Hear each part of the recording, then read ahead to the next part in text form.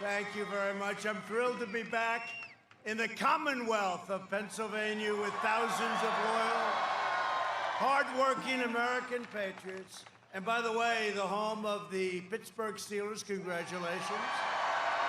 Congratulations. Good team. Great quarterback, don't you think? I think he's great. Big Ben, right? Big Ben. He's a good man. He's a good man. 42 days from now, we're going to win Pennsylvania, and we're going to win 4 more years in the White House. And we're all entitled to it, I will tell you that. With your vote, we're going to lift our nation to extraordinary new heights. We're going to turn the page forever on the failed political class, and that's exactly what we've been doing. And we're going to defend our jobs, our families, our borders, and our treasured way of life. And remember, we now put America first. We do it. It's been a long time. It's been a long time. This is the most important election in the history of our country. I believe that. And this election is a matter of economic survival for Pennsylvania. You had the greatest year you've ever had last year, and you're really on your way. We were very, very sadly disturbed by what happened with China. They let the plague out. They shouldn't have done it. But you're now on your way. We closed it up. We saved millions of lives. That's the bottom line. We closed it up. We saved millions of lives. And I will tell you, you see what's happening. You see the numbers as well as I do. You are on your way to, I think, maybe economically the best year. This next year will be the best year we've had. And the third quarter, wait till you look at the third quarter. Look at the numbers. They will be out before the election, but I predict they'll be very good. By the way, if they're not, I deny I ever said it. I deny it. But I'm pretty confident they're going to be incredible, probably the best ever. Under my administration, we proudly achieved energy independence.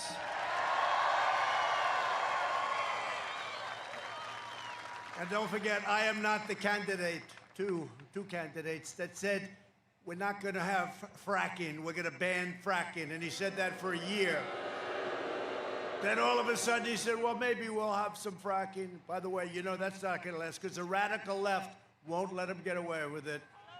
And I'm all for fracking. You know, I was in Texas. Well, it's a big part of your economy. It's energy. It's just a tremendous part. But I was in Texas 2 weeks ago, and my opponent is against oil, guns, and God. And I just spoke to the governor of Texas, Greg Abbott, a great guy. He said, I think you're up 15, sir. I said, well, the fake news says I'm up 4. He said, you're not up 4. And I won it by a lot last time. Remember last time with you, with Texas, with many states? It's too close to call. We don't know. And then, boom, the polls close. They say Trump won, Trump won, Trump won. We won a lot. And I won Pennsylvania because of you. I won Pennsylvania, and you had your best year. So, I mean, that's the way it's supposed to work. And I think we're going to win a lot. Don't forget, last time I came in, I said I was going to give you the tax cuts, as regulation cuts.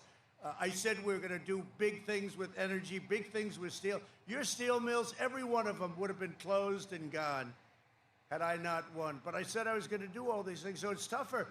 Now I've done everything I said and more.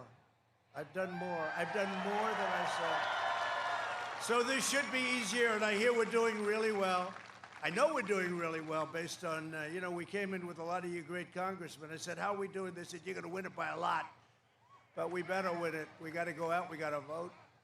But powered by the incredible workers of your state, you are now really, if you look at it, the #1 producer. Think of it. We are, as a nation, your state is, you have no idea how big in energy. You know how big you are in energy? People don't think of Pennsylvania that way. Do you have any idea? And as a nation, we're the biggest in the world by far, not even close, and we are energy independent. Think of that. But no longer is America at the mercy of these foreign suppliers and all of the people that took advantage of us for so many years. We now don't have to be in other parts of the world. We're there perhaps to help allies. We're there perhaps to help good people. But we're not there because we need their energy, because we need their oil. Instead, we're the dominant energy producer. We're going to keep it that way. We're going to always have it that way. This, by the way, our opponents, they don't want petroleum products, okay? They want wind. Let's open up wind. Let's have some wind, and every once in a while the wind will blow and you'll produce a couple of things, and then you can close down your plant for the rest of the season. You can watch those birds fly out of the sky. Gee, I always say it's a bird graveyard under the windmills. Doesn't have the power, doesn't have the staying power. You see what's happening in California? Blackouts, rolling blackouts. How would you like that in Pennsylvania, the Commonwealth of Pennsylvania? Darling, what's wrong? I can't watch Trump on television tonight. I can't watch our president. Darling, we have a rolling blackout. It'll only be a few hours. I think we'll be on by 2 o'clock in the morning, darling, and we can watch a rerun. No, this is what's happening. You have rolling blackouts. You have, in some cases, just blackouts. I don't even call them rolling. Not going to happen to your state. Last year, I visited the Shell petrochemical plant in Beaver County, Pennsylvania. The largest investment in your state's history. And that was all made possible by our pro-energy policies. And we've done it a lot. In Louisiana, we're building some of the largest plants you've ever seen, largest in the world, and it's incredible, all related to energy. But your security and your jobs are in very grave peril because the radical left maniacs, they don't want to have anything to do with energy. They don't want anything to do with, they have different concepts, right? They have the Green New Deal, where there will be no energy almost of any kind. No, it's crazy. Thought of by AOC plus 3. You know AOC? Not a good student, not good at anything, but she's got a good line of crap, I'll tell you that. He's got a hell of a line. And she's got him, you know, she's radical left, but she's not as bad as some of them. How about Omar of Minnesota? We're going to win the state of Minnesota because of her, they say. She's telling us how to run our country. How did you do where you came from? How is your country doing? They're going to tell, she's going to tell us, she's telling us how to run our country. And you know what? The Democrats in Congress, you have to see what they're doing. Their stance on Israel, it's like a whole different world. It's like from 10 years ago, it's like a different world. And we want to keep our world the way it was and the way it's going to be. We've got the greatest country on earth, and we're going to keep it that way. We don't need socialists, and we don't need communists telling us how to run our country.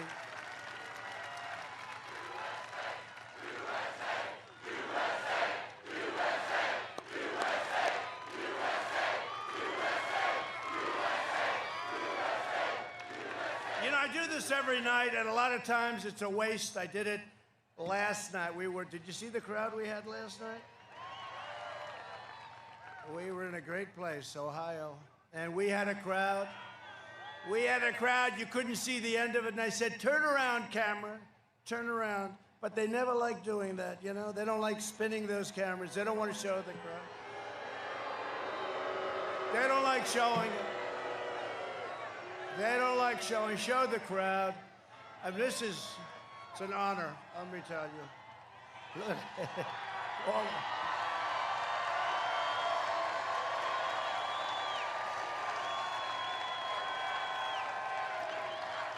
Look, you know, I used to think there was a difficulty, like it was a new camera that can't turn.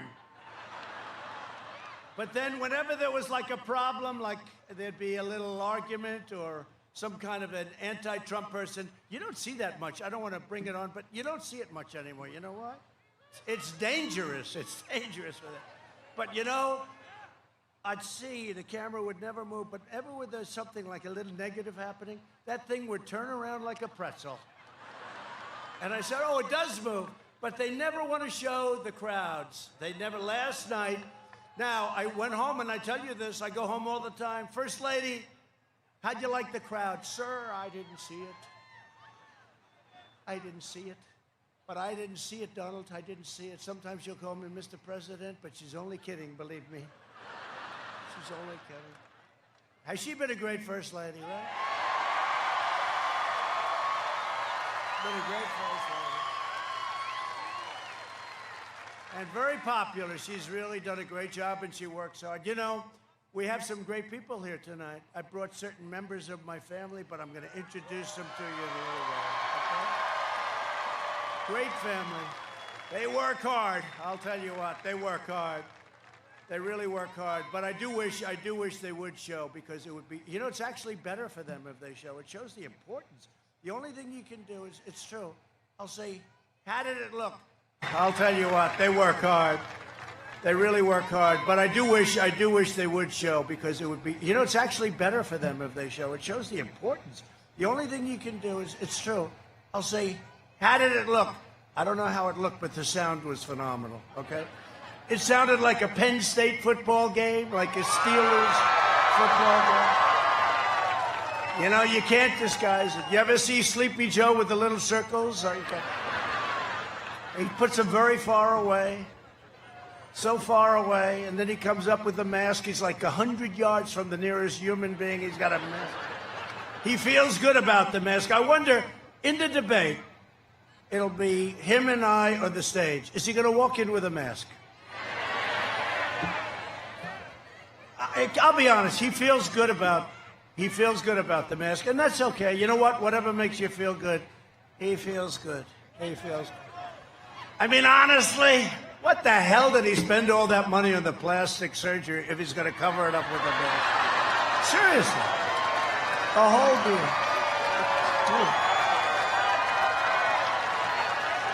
No, I think he'll come in with a mask. I don't know. I have no idea. Well, the question is, will he leave it on during the debate? Because it's a little hard, and I'm all for masks. When you need them, I'm all. But when you're making a speech and the nearest person's like where you are, and you're on a stage all by yourself, and then he had a habit of taking it off, and it hangs down on his ear as he's speaking. He feels it makes him feel comfortable. And, you know, honestly, whatever makes you feel good is okay with me. But it'll be interesting. We're going to have a big rating on that. And, you know, he's been doing it all his life. He's been doing it for 47 years, and I've just started doing this stuff. I've just started. But, you know, I'm just thinking, but I did more in 47 months than he did in 47 years. That's true.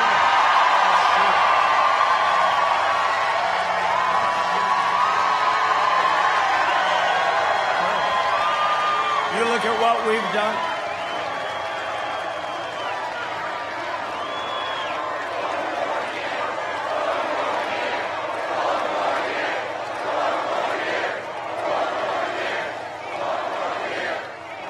No, it's true. That's actually true. He did a lot of negative stuff, too. You have to deduct that out. When asked if there would be any place for fossil fuels, including coal and fracking, in a Biden administration, Joe replied, no, we would make sure that it's all eliminated. All of a sudden, he gets the nomination. You know, he's been trying to get the nomination for decades. He finally and that was prime time for him, which was never great. And he never got more than 1%. We called him, remember I called him, his first nickname was 1% Joe. And frankly, had Elizabeth Warren been loyal to her philosophy, which is radical left, socialism, perhaps communism, I don't know, perhaps. It's verging on communism, right?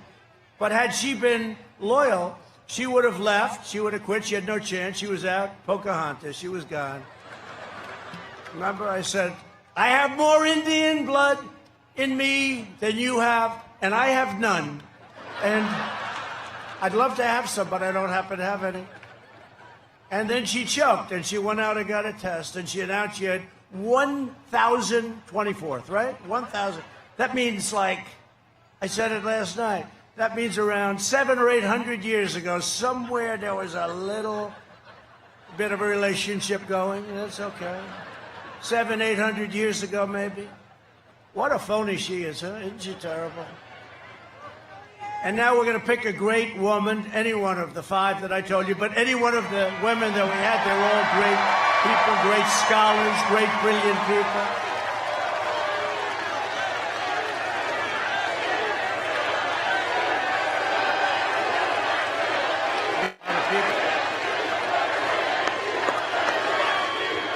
No, they're all great women. They're brilliant, great scholars. By the way, while I'm here, would anybody prefer that I pick a man? Is there any man that has the courage to raise your hand? There's one right there. I got one. We found one. Now, we're going to pick an incredible woman, brilliant woman, and watch the abuse that she will take. Whoever, the decision's going to be announced on Saturday, 5 o'clock on Saturday, at the White House. And you see, we have tremendous Republican support. Two people, you know, always got to be two. Always got to be the two, those two. We have great support from the Republican Party, tremendous support. It's never been this unified before, ever, ever. In the fake impeachment, we had 196 to nothing Republican support, and we had 52.5 to a half in the Senate. Who was the half? I can't imagine. I can't. But he was very good today, I have to tell you. He was good. Now I'm happy. Thank you, Mitt. Thank you. No, he was very good. Very positive statement. But days ago, Biden reiterated his pledge to require net zero carbon emissions. That's basically saying, you know what that is? There'll be no more oil. There'll be no more gas. But I can say the same, because you are really big in energy. I can say the same thing to you as I say in Texas. So they don't want oil. They don't want fracking, right? They don't want the energy that we know that powers these massive plants, because the other stuff is wonderful. It's not going to do it. It's not going to do it. So they don't like oil. They don't like the gas. They don't like God, religion. The churches are closed. How about these states? You know, they still have churches closed. And by the way, your governor hasn't been so great. You know that, right? Are your churches still closed? They're still closed. They're doing it for a reason. By the way, November 4th, they'll announce we've decided to open up, okay? They're trying to make our numbers as bad as possible. So California's closed, Pennsylvania's closed, North Carolina's closed, Michigan is closed. That's another beauty right there. Michigan's closed. And then they have these fake ballots, millions and millions of ballots. By the way, when you see shenanigans, please report it to your authorities, okay? The real authorities. They're watching, and the authorities are watching. But please report it. But when you look at it, really, it's amazing. And they're trying to make our numbers look bad. But even with numerous closed states, and you notice also law and order, right? Law and order. The red states, the Republican states, they're working great.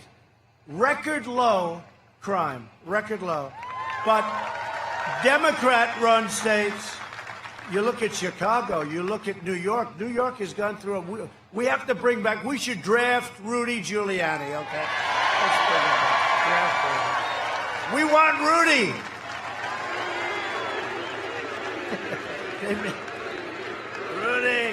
Rudy, I tell you, Rudy's amazing.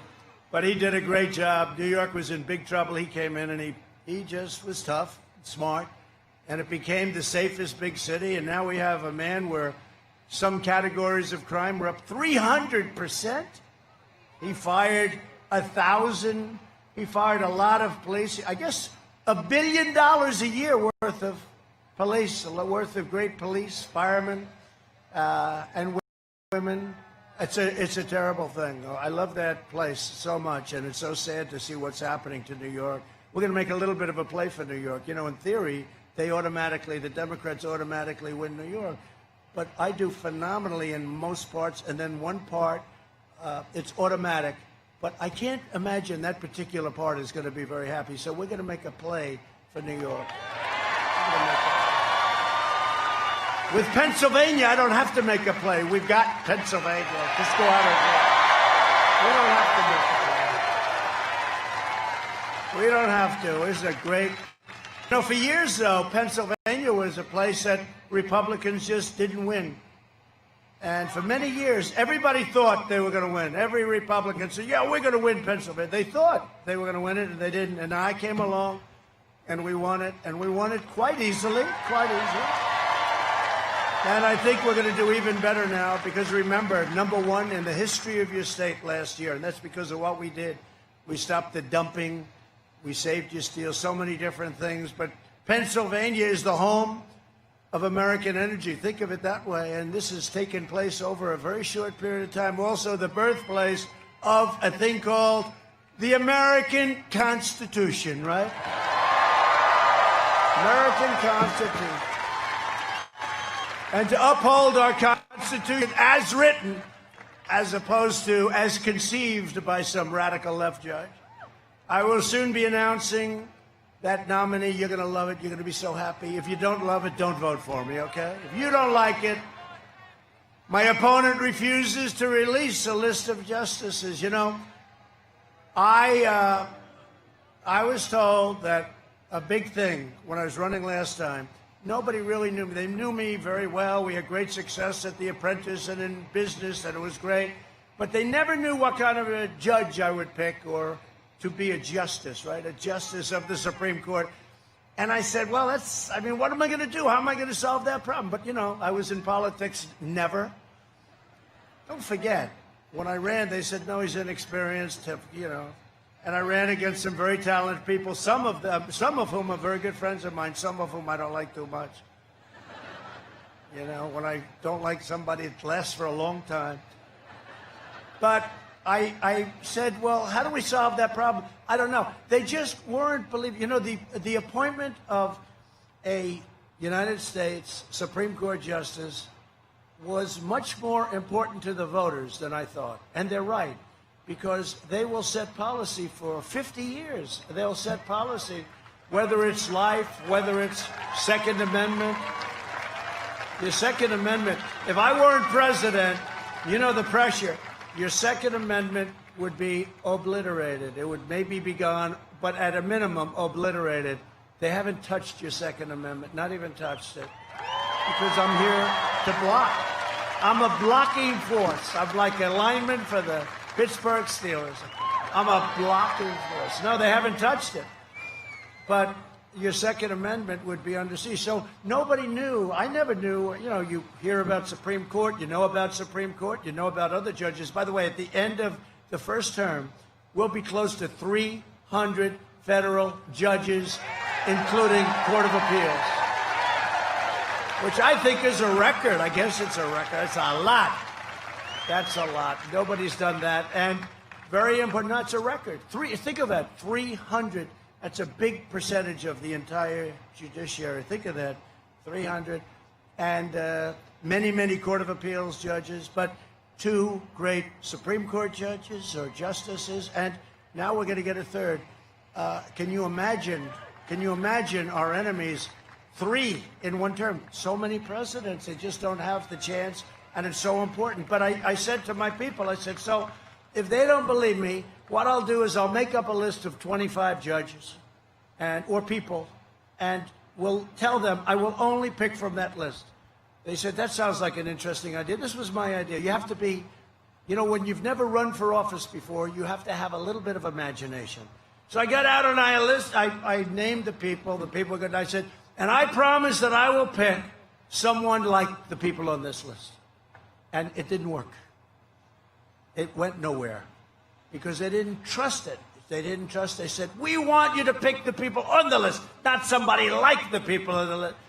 So I went back the next week. I said, I will pick somebody that's on this list. And they were all great judges for the most part, I think almost entirely, but judges, and really respected, conservative, believers in our country, solid, incredible people. And as soon as I did that, things went through the roof. It was amazing how important it was. By the way, would you stand up with that beautiful jacket? I love that jacket. I love this guy. How many times How many events? He's been to a couple. That's really great. Thank you very much. I've seen him before. He's been here a couple of times, like about 90. Thank you, man. That's really nice. I'm going to get one of those jackets. By the way, and you know the wall, yeah, 330 miles. 330 miles. 330 miles. And yes, we have a great relationship with Mexico. And, you know, they keep saying, yes. First they said he'll never be able to build it because I had the Democrats were just brutal. I made a terrible mistake. I said it last night. I should have said, we will not, under any circumstances, build a wall at our southern border. They would have given me all the money in the world. But stupidly, I said, we will build the wall. And the Democrats said, let's not give it to them. But we won. We won court cases. We won. In fact, I won so much money, we could build 4 walls if we wanted. So then they said, all right, they've lost. I mean, so by the way, we're up to 330. The exact wall, their dream choice. You know, I said to the Border Patrol, I love these people. They're great. ICE, the Border Patrol, what they do is incredible. They're incredible. I said, give me your dream wall. As long as we're building it, we might as well build the wall that you want. Let's build it right. Sir, we have to have vision. We need steel and concrete. I said, how about one or the other? They said, no, sir, we need steel and concrete. We need steel, and inside those poles we have rebar and we have concrete, right? And they're 30 feet tall. We need all sorts of things. We need them to be wired. I mean, I won't tell you why they're wired, but they're wired for a reason. They're all wired up, and they're incredible. But you know what? We got the wall. Nobody could have done it. So once we had the wall and it started going up, and then we hit 100 miles, 200 miles, now we're at 330, and we're building 10 miles a week, and it'll be finished very soon. And we have the most secure border in terms of drug trafficking coming along, and we've done phenomenally well because that's a lot of the territory that we need. We're going to go up to probably a little bit over 500 miles, so we're at 330. But once they saw that I had it, they said, yeah, but Mexico's not paying for it, okay? But they are paying for it. Mexico's paying for the wall. They are paying for it. They're paying at the border. They're paying for the wall. You know, all those trucks that go back and forth. They're paying for the wall. So the Democrats said, yeah, but Mexico, they always have to find something, right? And you remember what I used to say, that if they fight us, remember people would say, what happens if they fight you on the wall? What happens if they fight you right to hell on the wall? I said, the wall would get 10 feet taller. Do you remember that? Took a little hit on that. We took a little bit of a hit, but that's okay. The wall is a tall sucker. You don't want to get up to the top. They look down and say, oh, yeah, how do we get down off this? It's tall and it's strong and it's great, and we appreciate it because Mexico has been working with us very closely. They have right now 27,000 Mexican soldiers on our southern border making sure that people don't come into our country. I want to thank the President of Mexico. Very helpful. So I made this list of potential justices, and I'll tell you, it all changed. Now I'm asking Sleepy Joe Biden to give me a list, and he doesn't want to do it. You know why? Because he can only put super radical left judges on people that would destroy your country, and he knows that he's not electable. He shouldn't be electable anyway. You know what I mean? It's the worst candidate. You know where he is today? They have a thing called the lid. I don't even know. Do you know what lid stands for? Lid. He put out a lid today early in the morning. Lid means he's not going to be anywhere today. I'm working my ass off. I'm in Ohio. I'm in Texas. I'm in Florida. I'm in Michigan. I'm in Wisconsin.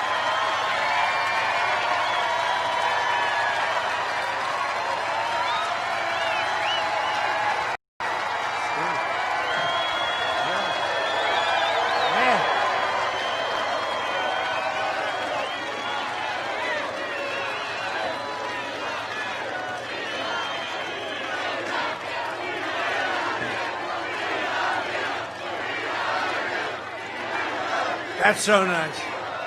Well, that is something that one of the fake news reporters back there, they said they've never heard of that one. There's a chant that's going on the last 6 or 7 rallies saying, "We love you." That's never happened to a politician before. Am I a politician? I don't want to be a politician. I don't think of myself as a politician, but it really is. I appreciate it. And I don't think it, I've never heard it. I liked Ronald Reagan, but they never said, "We love you." Maybe they did. They're going to try and find out. Then they'll say, "President Trump lied last night." Because 40 years ago, I remember. But no, nobody's ever heard that one before. And I appreciate it because it is reciprocal. Thank you very much. Reciprocal love. It's reciprocal. I had such a nice life before I did this. I had such a nice life. Then I had the witch hunt. It goes on forever. It goes on. And then we catch them spying on our campaign. How about that?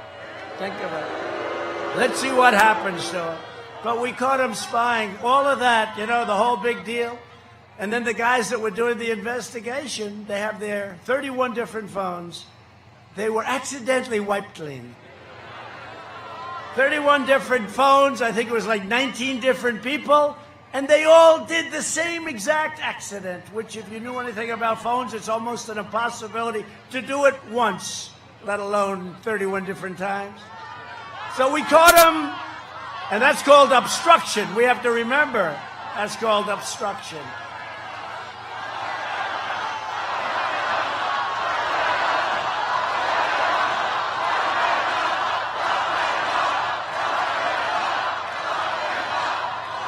That was the Mueller group. That was the Mueller group. All those phones there wiped so clean. And, you know, Hillary got a subpoena on the 33. I said, forget about these things because you'll find them. They have them. They're in the State Department. I have no doubt about it. They're in the State Department. But they'll get them. But you know what?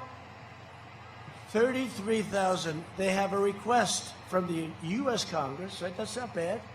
U.S. Congress, they send a subpoena. Very, very important. And after getting the subpoena, she deleted all of her emails and acid washed, and then she took her telephones. I've gotten rid of phones too. I threw them away, right? She took cameras and she beat the hell out of them with a hammer. And then threw them away. And they found a couple of them. They were not in a pretty, she was very angry, obviously, if she did the hammer work. But if anyone else did this, see, there's a protection. There's a dual level of justice, but we're getting down to the bottom of it because it's not fair to us. Not fair to us. She deleted them on the basis, 33,000 emails. She deleted them on the basis that it was all about her daughter's wedding, Chelsea, and also yoga classes, right? 33,000 emails on yoga and a wedding. I don't think so. And Comey said, "Oh, that's okay. That sounds like a good reason." That's Comey. That's another beauty right there. That called him. Well, we caught him. We caught him. Very smart move. Getting rid of that guy was a smart move. But we caught him. Listen, we caught him. They were spying on the campaign. They were doing actually worse than that. But nobody's ever done a thing like this. So let's see what happens. We caught him. Strzok and Page, two lovers. You know, they were very smart. They would use the public servers. They'd send it over the public wires because they were caught having an affair. So that was very... Darling, please.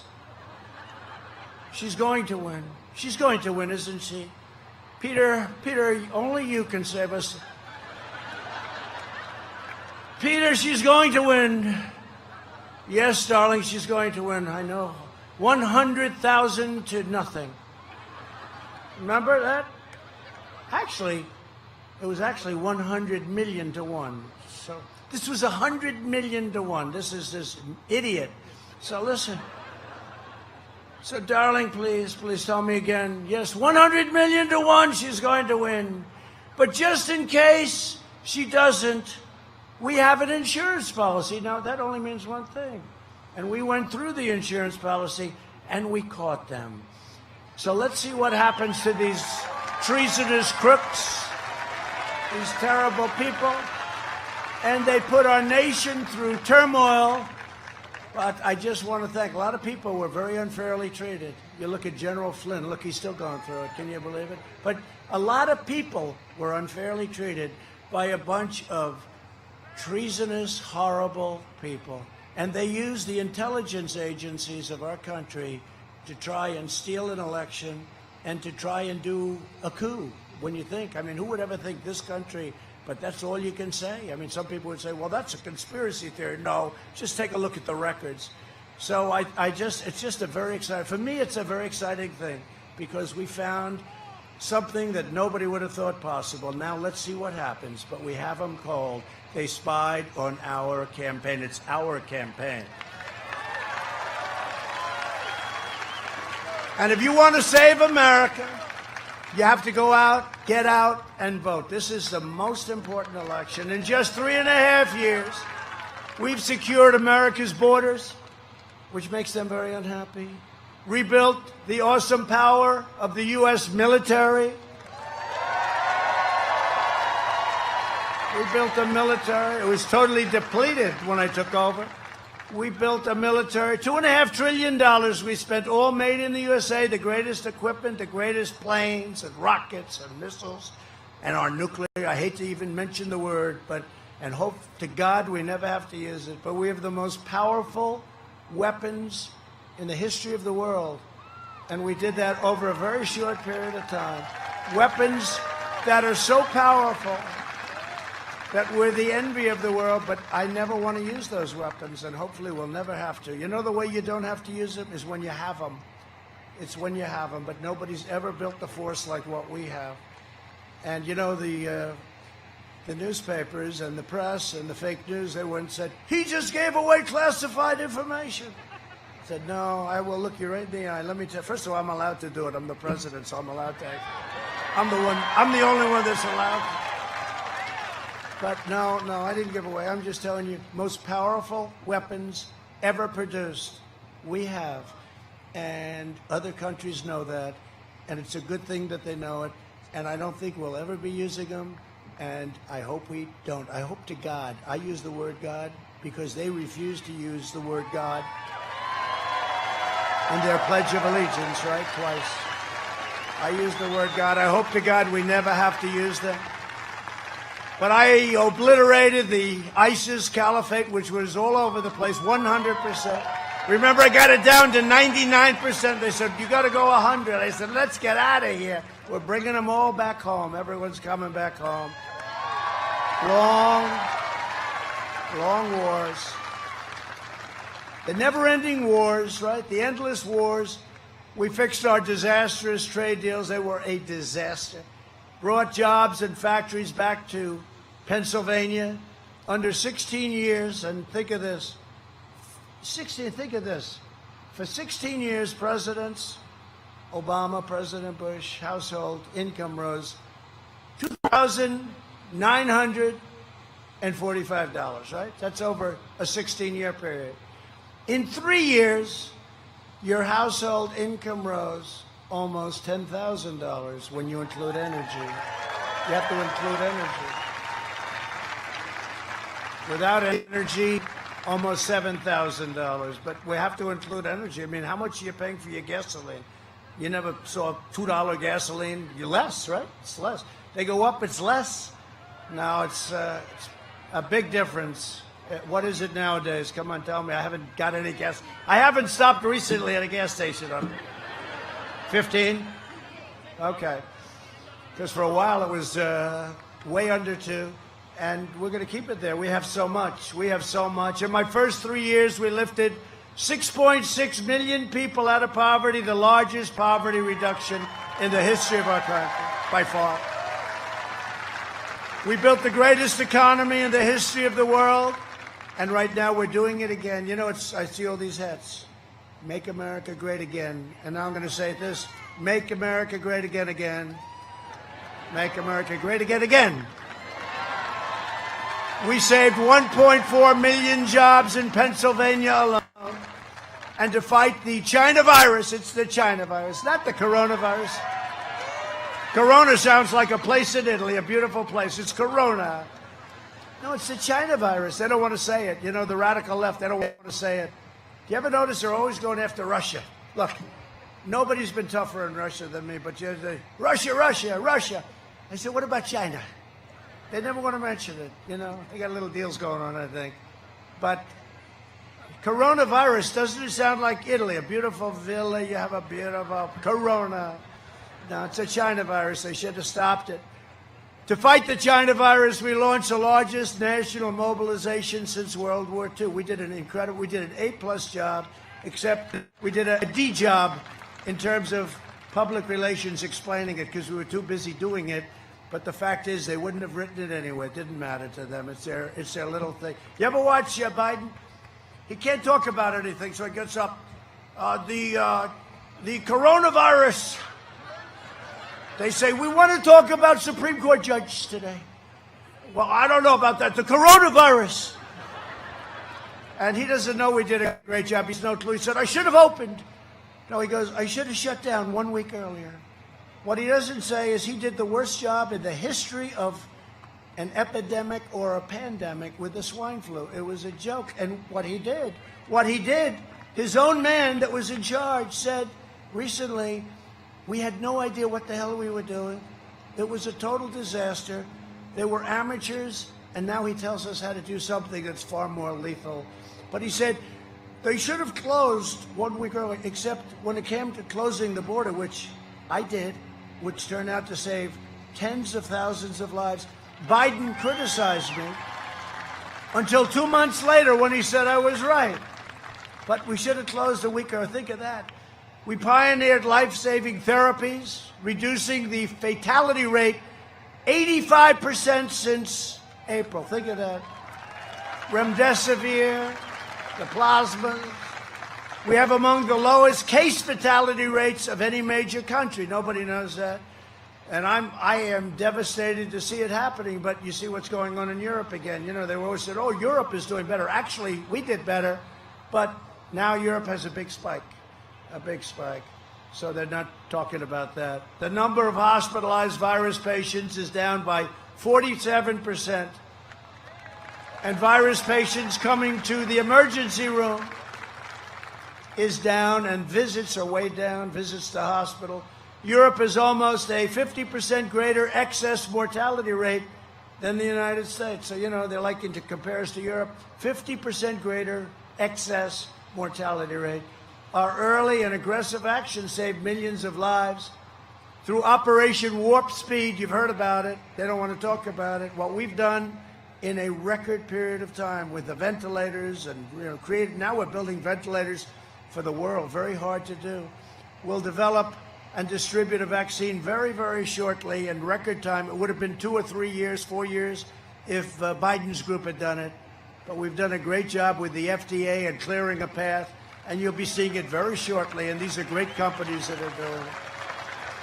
So we'll crush the virus, and our opponents will, with him, they will crush America. We can't let it happen. This country is too great. Our love of each other is too great. This guy doesn't know he's alive. I mean, he really doesn't. He doesn't know he's alive. You know, he did an ad on an anonymous source that said, about me making a statement about military soldiers that died. And it was such a disgusting thing. I said, the only good thing about it is now I can take the gloves off. This guy doesn't have a clue. He doesn't know where the hell he is. And they'll give him a shot or something. I don't know. He's going to get something. He'll be, you know, because I watched him so badly. He performed so badly in the debates. And then with Bernie, he was average. Not great, but he got through. And I said, what the hell is he taking? And we'd like to ask him, and I said that. We want a drug test. We want a drug test. We'll both take it. We'll both take it. Because with Bernie, he was able to get through. But listen, I mean, it wasn't Winston Churchill. This wasn't the greatest debate, but he got through. It was fine. Him and Bernie screaming at each other. Mostly Bernie, crazy Bernie. He's not too happy. I'll tell you, did you ever see a better loser than Bernie? Oh, seriously, he's a good loser. He got terribly treated by Hillary and that group. And then it happened again with Elizabeth Warren. It happened.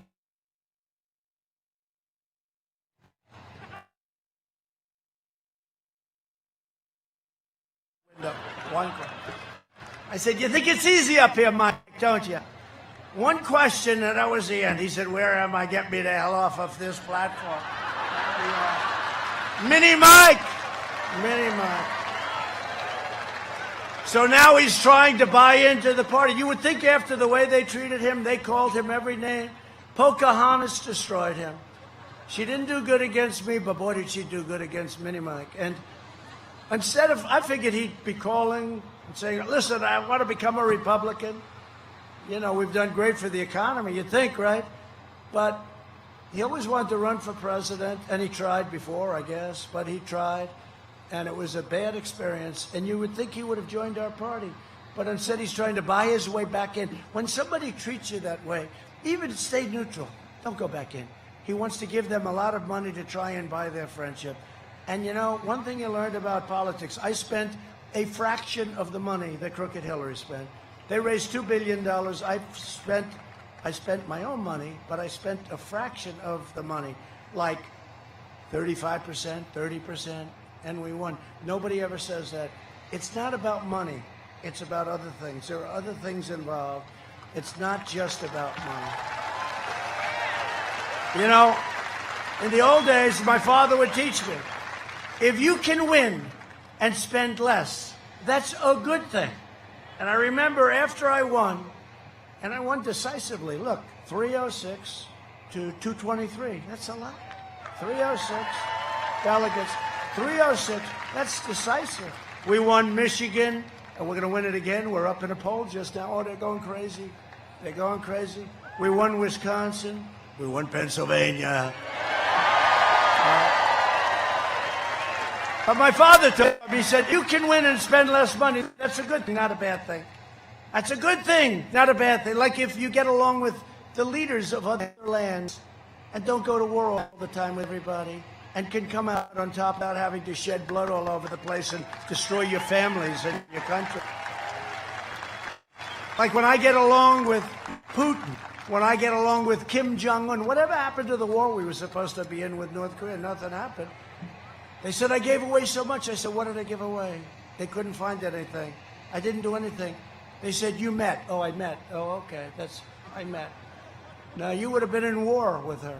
You would have been in war. But if you can spend, think of this, if you can spend less money and win, that's a good thing. So after I won, one of these people back there, right back there, in order to keep the thing going on Trump, I had won.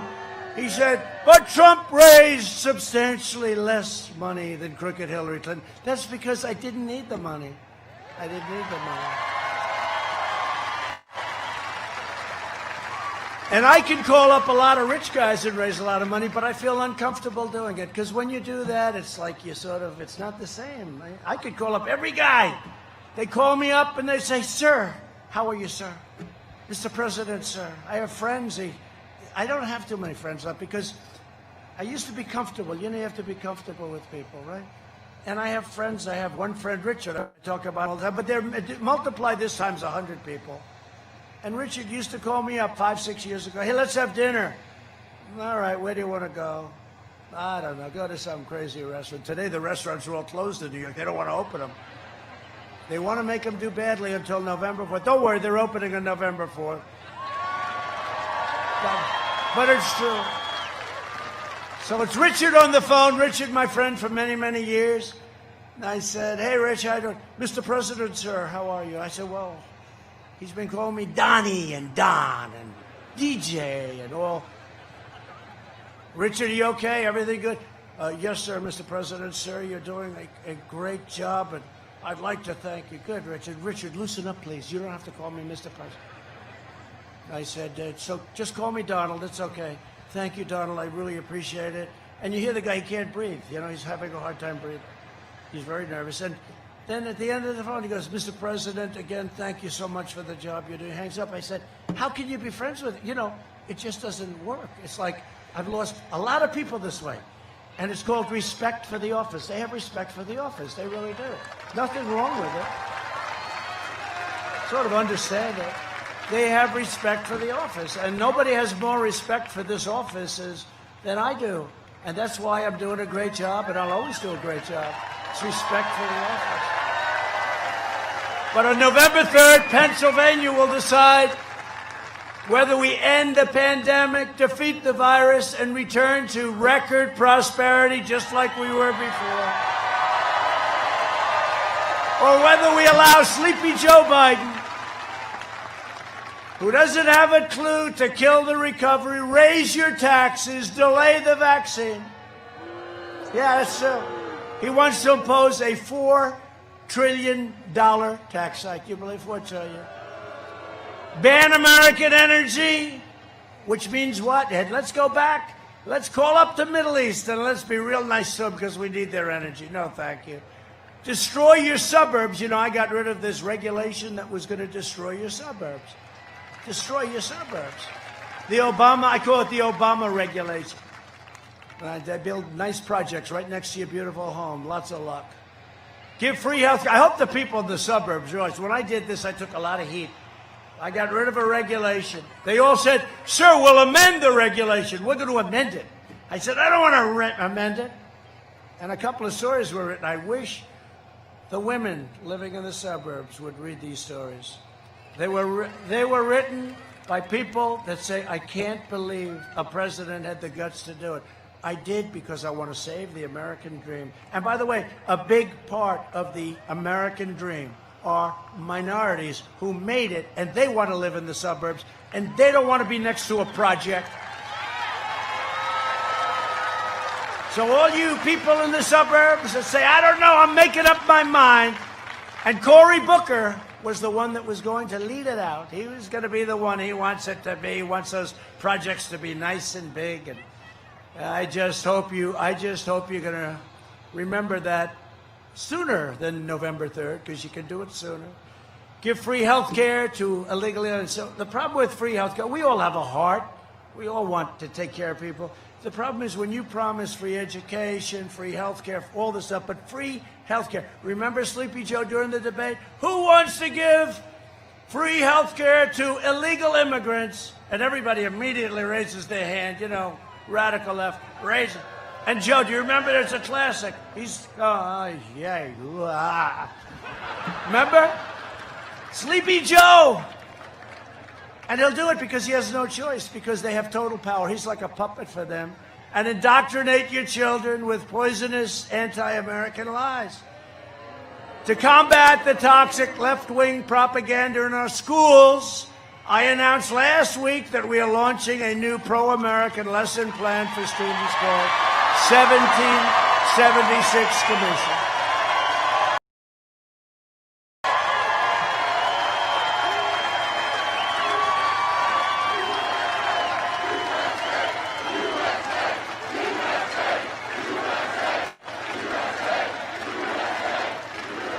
We will teach our children the truth about America, that we are the most exceptional nation on the face of the earth and getting better every single day. We're not going to let it fail. The Democrat Party has joined forces with flag burners, anarchists, anti-police people, they're extremists, agitators. And then they say, oh, no, this was a peaceful protest. They know what I'm talking about. They know our great uniform, brilliant, we love them. But you know what? We call it a peaceful protest now because the only thing you're allowed to do in Pennsylvania, you can't go to church. In Pennsylvania, you can't go to church, right? You can't meet, you can't congregate, you can't look at each other. You can't give your wife a kiss goodnight. You got to wear a mask. You can't do anything. They got you closed up. Don't go out to dinner. Stay where you are. Michigan, same thing, like the governor. Her husband went boating. It was a disaster because nobody's allowed. He was the only boat. He had this massive, beautiful lake. You know the lake I'm talking about. It's a big lake. And then a guy tried to put a boat. Who is it? It's the husband of the governor. And that didn't work out too well for her. But the only thing you're allowed to do is protest. And they have a line. You can't go to church. You can't be with your neighbors. But if you're going to protest and burn down stores and loot stores and shoot people and step on people's faces and do all sorts of bad things that these people will protect you from doing if they were given their rightful power and dignity back. So they have a clause. Stand up, fellas, stand up. Look at this.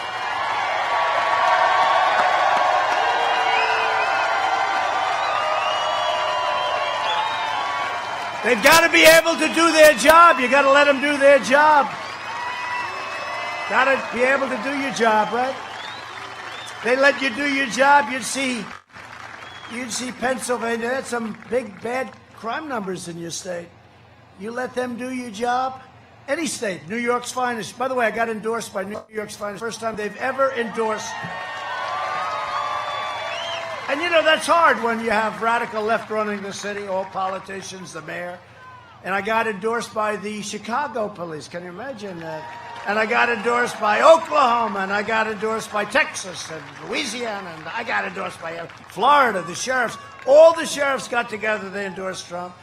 I got endorsed by law enforcement, everybody. But how could you possibly endorse people that hate you and don't respect the job you do and don't let you do your job, most importantly? Because if they let you do what you do better than anybody else in the world, you wouldn't have problems. And these are other police departments.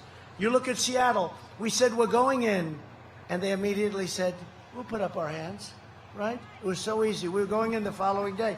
You look at Portland. How about Portland? It's like an anarchist dream. And we're dealing with the governor, because, you know, I hate to say it, but they're all Democrat-run cities and states, all of them, every single one. The Republicans are doing great. But they have to ask, by law, they have to ask us to go in. So we did it in Minneapolis, you saw that. But this is, I mean, it was too late. It was like 10 days. And the police are excellent, but they're not allowed to do their job. Now they wanted to fund the entire department. There's not going to be anybody to protect you. And the people are starting to go wild. And that's why I'm going to win the state of Minnesota. I'm going to win Minnesota. That's right. But you remember that beautiful day? It was 10 days late. You had these people from CNN and other places. These are friendly protests. It's a lovely thing to say as he's getting rocks and cans of tuna fish. They go out and buy tuna fish and soup. You know that, right? Goya, I hope. Goya, he's great, isn't he? Good guy. They go out and buy Goya because they throw it. They throw it. It's the perfect weight. Tuna fish, they can really rip it, right? And that hits you. No, it's true. Bumblebee brand tuna. And you can throw that sucker. You can put a curve on it. You can do whatever the hell you want. And the cops in Chicago, you saw it, they're going like this. It was terrible. And they're not allowed to fight back. They're not allowed to fight back. These guys, if they fight back, nobody's going to be there very long throwing things.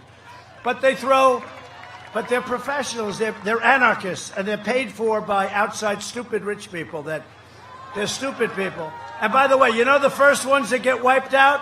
If they ever, they don't have a shot, by the way, I tell you that. But if they ever did, the first ones that would get wiped out are the stupid people that gave them the money to do this stuff. Those are the people that would get wiped out first. But you know, they're very smart. Everything is perfect, right? You ever see where they drop the bricks along the thing in a bag, and then they drop, everyone picks them up, throws them at our great police? We're not going to let that stuff happen. But this is all, it doesn't happen with Republicans. I was with Greg Abbott. I was with Ron DeSantis, Texas and Florida, and other governors. They can't even believe a thing like that can happen.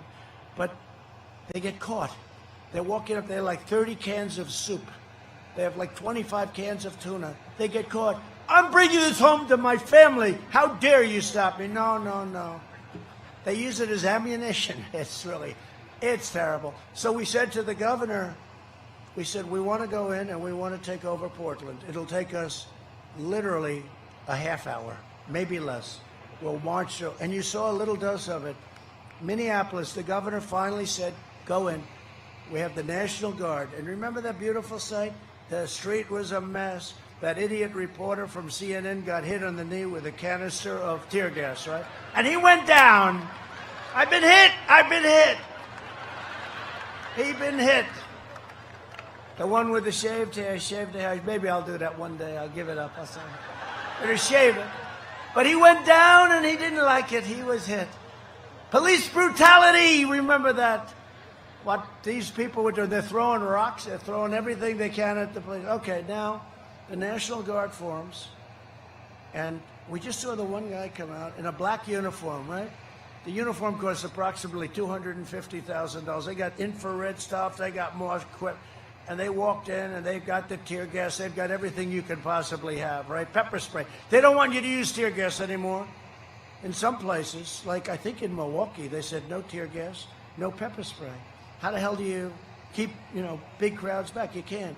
So the police all quit. They all quit. They said, we can't do it.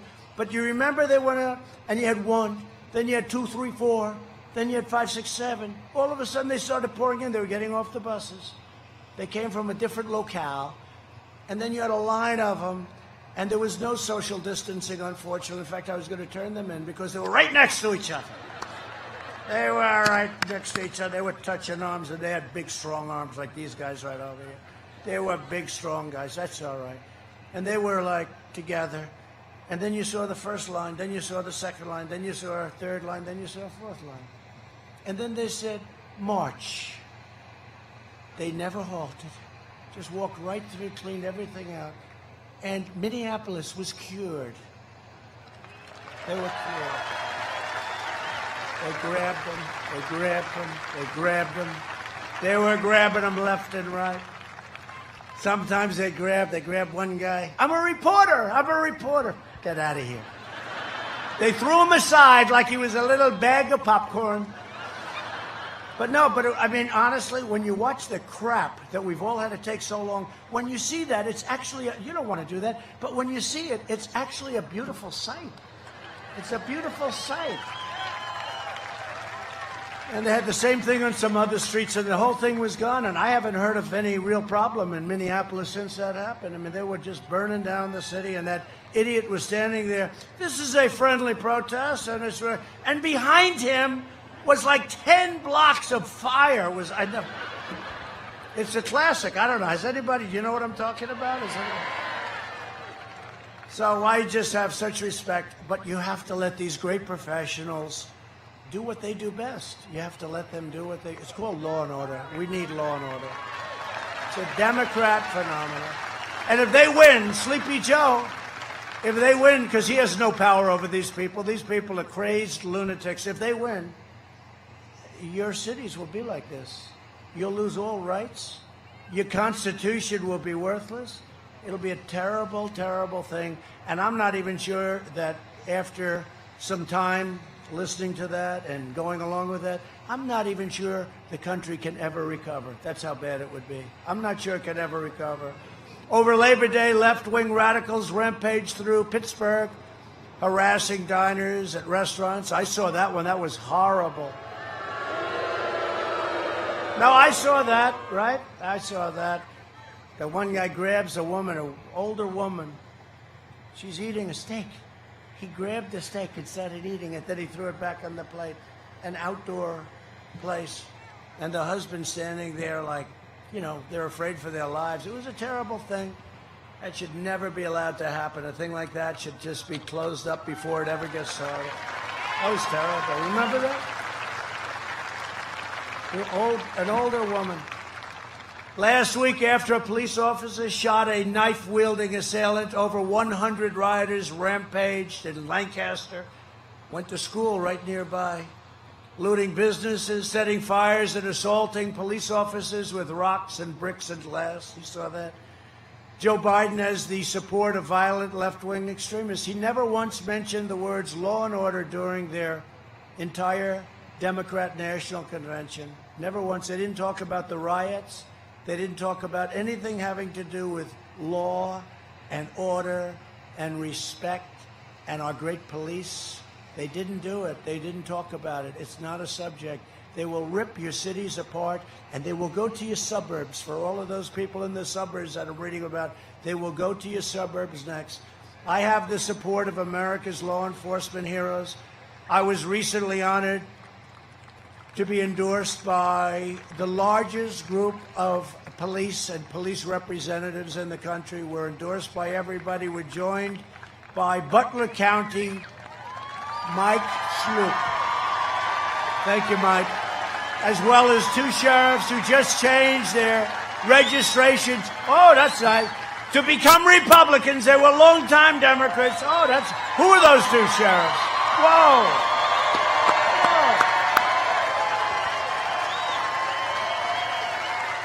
Thank you. That's Fayette County Sheriff James Custer and Forest County Sheriff Bob Wolfgang. Where's Bob? Stand up, fellas. Thank you. Were you longtime Democrats? How the hell did that happen, right? Well, this is somewhat of a phenomenon. You know, this is crazy what's going on now. And it can be stopped so easily. And you guys know exactly what I'm talking about. Thank you very much. It's an honor to have you in the party. Thank you. That's great. There's a whole great group of sheriffs and law enforcement here. Also with us are Congressman Guy Reschenthaler. Guy, where's Guy? Great warrior. Where are they sitting?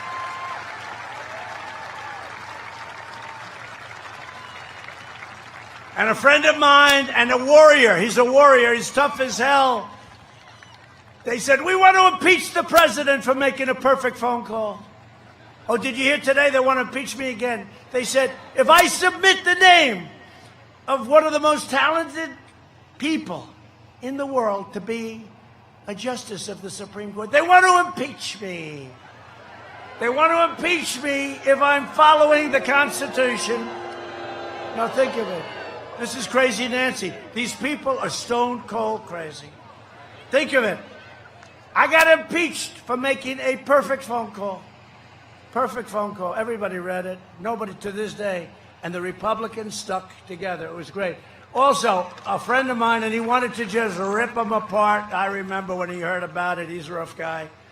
And he's a popular guy, too. They love him. Congressman Mike Kelly. Thank you, Mike.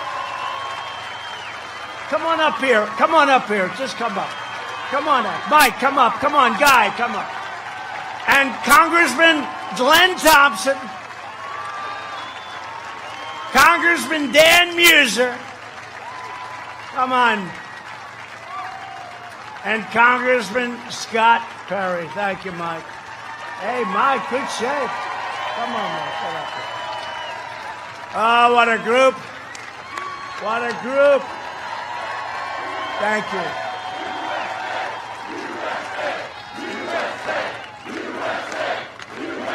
Thank you.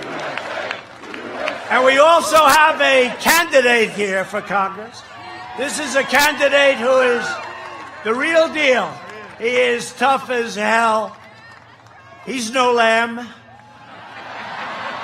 know, he's no lamb. I don't know if you can get over that. This guy could get over it. He'll rip it apart if he had to. They have big security over here. That's okay. Secret Service. That's okay. Come on up here. Sean Parnell, who has my complete and total endorsement.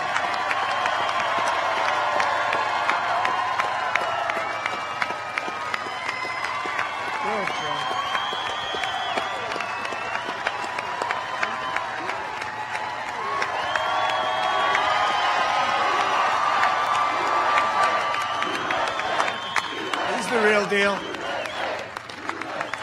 You know, Connor Lamb is just a puppet for Nancy Pelosi and Crying Chuck Schumer. You know Crying Chuck? He cries every time he thinks it's appropriate. Now, I'll tell you what, this Connor Lamb turned out to be a stone-cold phony. When he was running, it's a very Trump, they like me.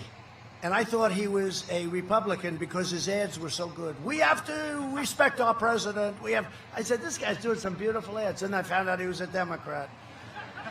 And I'll tell you what, he's nothing compared to Sean. Sean is the real deal. Thank you, Sean. And just give a little hand, because he's done a hell of a job, to our campaign chair, Bernie Comfort. Thank you, Bernie. Bernie Comfort. Thank you. Thank you to Bernie Comfort. Thanks, Bernie. All right. While you guys are standing behind me like a beautiful curtain, well, they're not blocking Air Force One, so we can... But I have a woman with us tonight who has devoted so much. She gave up her business. She said, Dad, I'm going to come down to Washington and help you. And I love you, Daddy, and we're going to help people. And I don't care. And she was very successful in every way.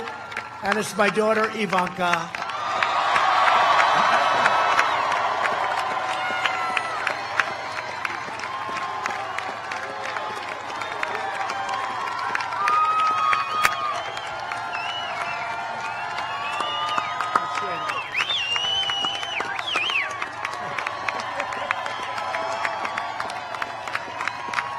I just want to thank this group of people. And, you know, a man that helped, we just negotiated a major peace deal in the Middle East. Everyone said it was impossible. You know that, right? They said it's impossible. They've been killing everybody for years and years. They had this guy, John Kerry, who's grossly incompetent. They paid $150 billion to Iran. They paid $1.8 billion in cash. That's even more impressive, frankly, in cash. And that's John Kerry. And we just made a deal with Bahrain and UAE, United Arab Emirates, and Israel. And it's a great thing. And the man right there, Jared,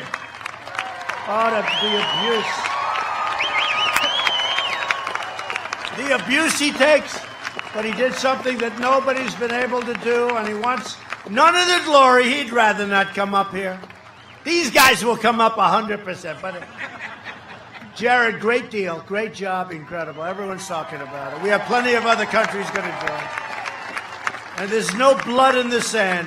Okay, thanks, honey. Thank you, baby.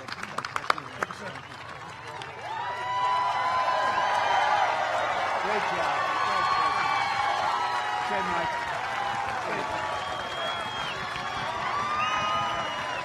Great people. Thank you, Sean. Thank you, Sean. We've spent the last 4 years reversing the damage that Joe Biden inflicted over the last 47. They like Sean. Sean, will you please win? Sean Parnell.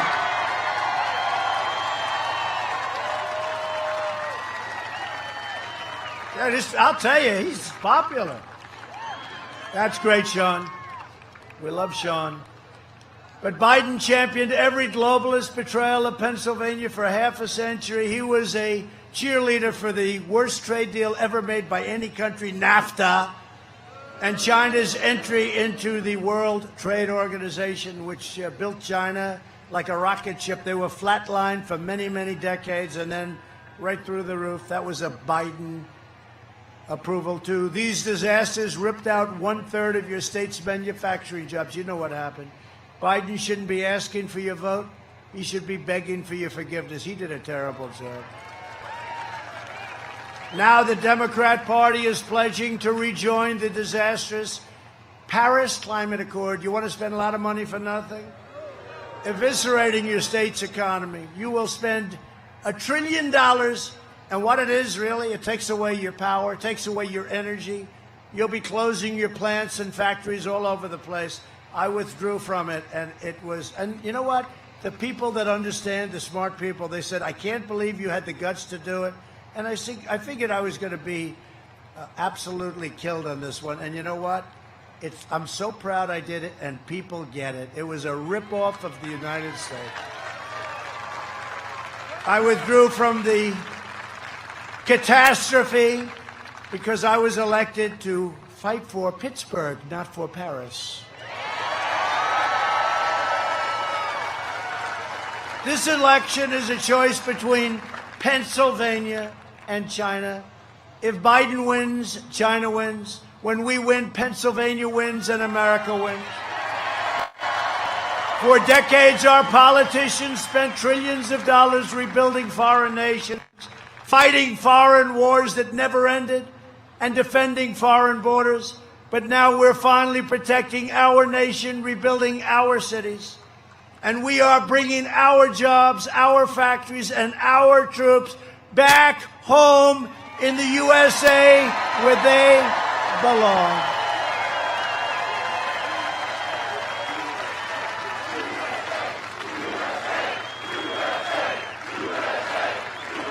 All coming home. During the pandemic, I've suspended the entry of foreign workers who threaten American jobs. As our economy reopens, I want to ensure that Americans are first in line to get the great jobs and the high wages. America first. Biden wants to flood the economy with cheap labor to replace U.S. workers. You know that. And that's why never, I see his thing, hire American. He got it from me. All the words he's got, they're my words, right? Do you ever see it? They say, he copied my campaign. I keep saying, what the hell happened for 47 years, and now he's copying my campaign? As president, and you know it's not going to happen with him. As president, I know my first duty is always to take care of you, the American worker. That's what we're taking care of. Under my administration, we've achieved the most secure border in U.S. history, and we are finishing that wall. It's going to be done so fast. It's going to be done so fast. Since 2017, ICE has successfully arrested nearly 500,000 illegal aliens with criminal records, including over 145,000 assaults, 40,000 sex offenses, and 5,000 murders. If you don't mind, Democrats, we'll bring them the hell out of our country. We'll get them out of here. Some of them are so violent, we have to keep them. We don't want to house them for 50 years. But if we let them go, they come back in as much as we watch, you know. Look, if they come back in, we don't want it. We don't want them. So we keep them here. We have no choice. If the left gains power, they will abolish. Republicans will always, they're going to abolish.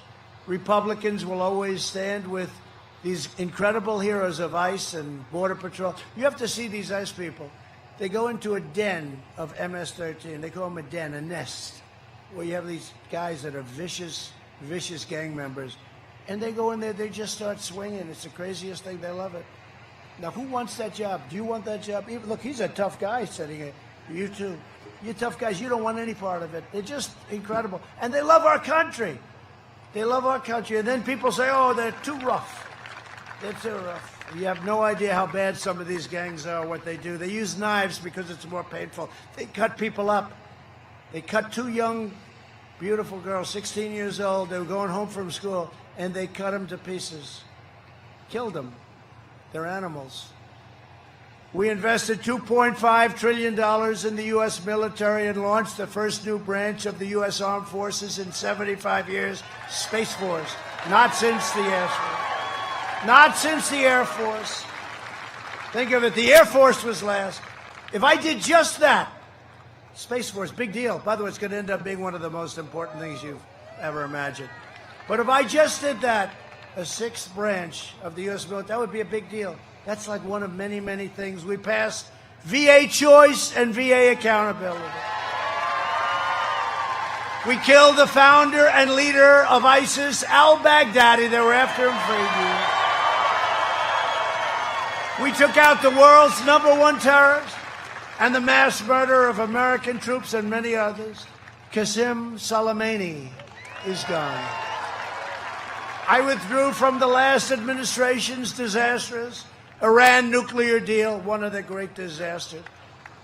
And by the way, you know, it's practically expired. The crazy deal that Obama made practically expired. And his chief negotiator, he never left. I want this. Nope, we're not giving it to you. Okay, let's go on to the next one. Give me this. Nope. Give me this. Nope. Give me this. Nope. He never won a point. He lost everything. It's the worst deal I've ever seen. And the only time he left the table is to go on a bicycle ride, and he crashed and broke his leg and his arm. And I promised everybody I would never go riding in a bicycle race. I swear to you. I kept my promise, recognized the true capital of Israel, and opened the American embassy in Jerusalem. I also recognized Israeli sovereignty over the Golan Heights. That was a 52-year development that I got done like in about a day. They've been negotiating that, sovereignty over the Golan Heights. I got it done immediately. 52 years they worked on that. But instead of endless war, we are forging peace in the Middle East. It's so great. Peace in the Middle East.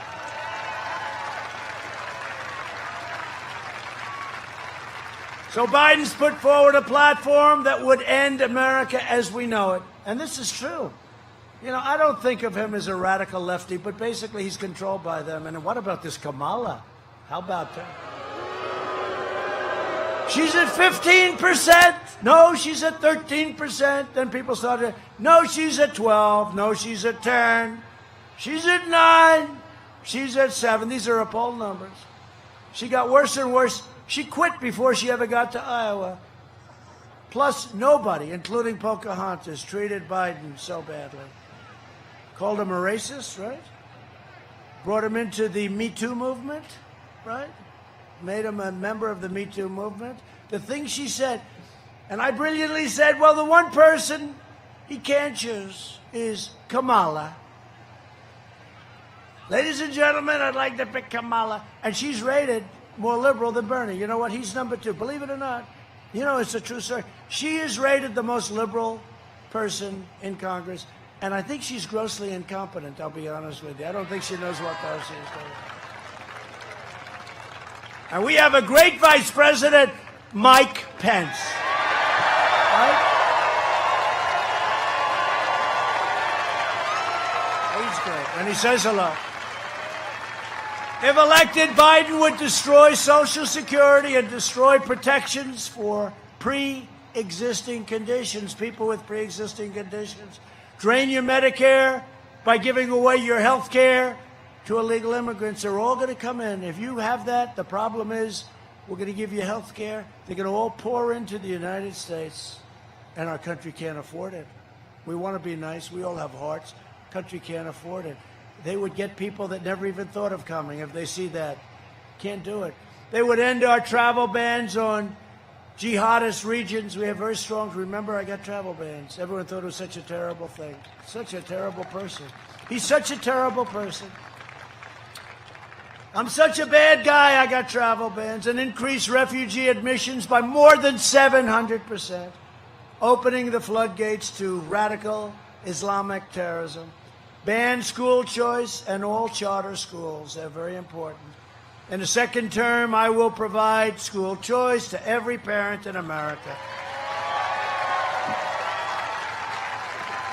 A vote for Republicans is a vote for safe communities, great jobs, and a limitless future for all Americans, race, color, creed, all Americans. So in conclusion, over the next 4 years, we will make America into the manufacturing superpower of the world, and we will end our reliance on China once and for all. We will make our medical supplies right here in the United States, right here in Pennsylvania. We will hire more police, increase penalties for assaults on law enforcement. We will ban deadly sanctuary cities. We ban them. We will defend the dignity of work and the sanctity of life. Thank you. We will uphold religious liberty, free speech, and the right to keep and bear arms. We will strike down terrorists who threaten our citizens, and we will keep America out of endless, ridiculous, stupid foreign wars. We lose our youth to countries that you never even heard of, right? Never even heard of them. We will maintain America's unrivaled military might, and we will ensure peace through strength. We will surprise, and think of this, surprise medical building. We're going to end it. Surprise, you ever walk into a hospital, oh, gee, fix up, oh, great, then you get a bill for $2,000 for a Band-Aid. We will end surprise medical billing. Require price transparency, which I've already signed and brilliantly starts on January 1st. Hey, you better vote for me. You know, that's one of the, I think that's in a way bigger than health care. Can you imagine Biden if he won?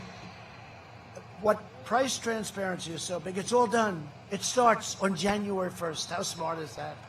How smart.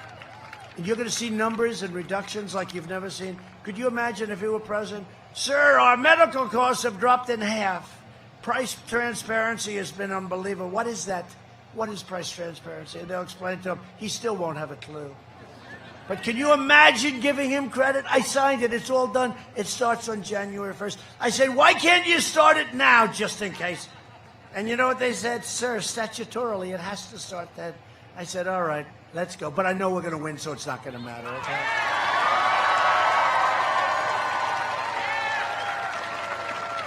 And we're going to further reduce health insurance premiums and the cost of prescription drugs. We have a favored nations laws, where now we get the same price as all these nations that are paying a tiny fraction, which should have been instituted a long time ago. And the drug companies are going after me with those ads. Oh, it's terrible, terrible. You know why? Just every time you see an ad from the drug company, they have plenty of money. That's why nobody ever fights them. Anytime you see an ad from a drug company, just remember one thing: your drug prices are coming down. That's what it means. That's what it means. We will strongly protect Medicare and Social Security, and we will always protect patients. We will protect every single patient. America will land, by the way, the first woman on the moon in the United States will be the first nation to land an astronaut on Mars. You know, NASA was an absolute disaster. Grass was growing through the fairways, too. They had fairways. That's about all they used were the fairway. And now we have something right through the runways, the landing strips. It was all grass infested. It was all weed infested. And now it's the #1 space center in the world by far. It was a closed-up mess. And we have rich guys sending up rockets, Elon and others. They send up rockets, and we say, let them keep going. Let them keep spending money on these rockets. They love rockets. We will stop the radical indoctrination of our students and restore patriotic education to our schools.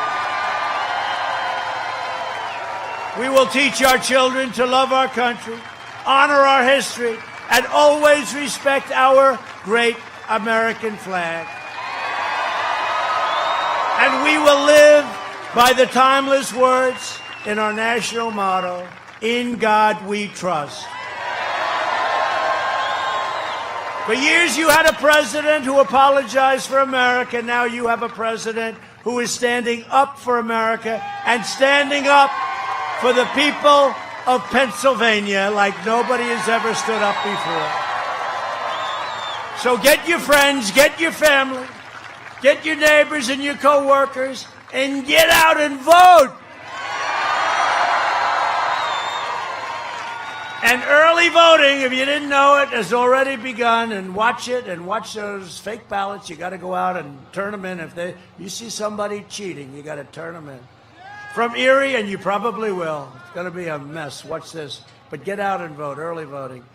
From Erie to Easton, from Altoona to Scranton, from Harrisburg to right here in Pittsburgh.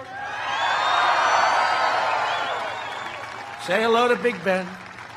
We stand on the shoulders of Pennsylvania patriots who gave their blood, sweat, and tears for their beloved country. This is the state where our founding fathers declared American independence, right? This is the state. Such history. Such history. It's where the Army weathered its brutal winter at Valley Forge, I know it well, where George Washington led his men on a daring mission across the Delaware, and where our Union was saved by the heroes of Gettysburg. Gettysburg, one of the great, great, incredible sights of history. Gettysburg. So vicious, so horrible, and yet so beautiful and so historic, right? Incredible. Gettysburg, Pennsylvania. This is the place where generations of tough, strong Pennsylvania workers mined the coal, worked the railroads, forged the steel that made America into the greatest and most powerful nation in the history of the world. And we are making it greater, greater, greater than ever before. Not even close. Not even close. That's what we're doing. We're doing it together. Proud citizens like you help build this country, and together we are taking back our country. We are returning power to you, the American people. With your help, your devotion, and your drive, we are going to keep on working, we are going to keep on fighting, and we are going to keep on winning, winning, winning.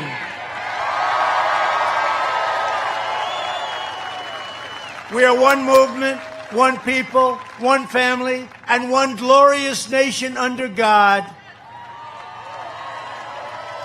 And together with the incredible people of Pennsylvania, we will make America wealthy again. We will make America strong again. We will make America proud again. We will make America safe again. And we will make America great again. Thank you. Thank you.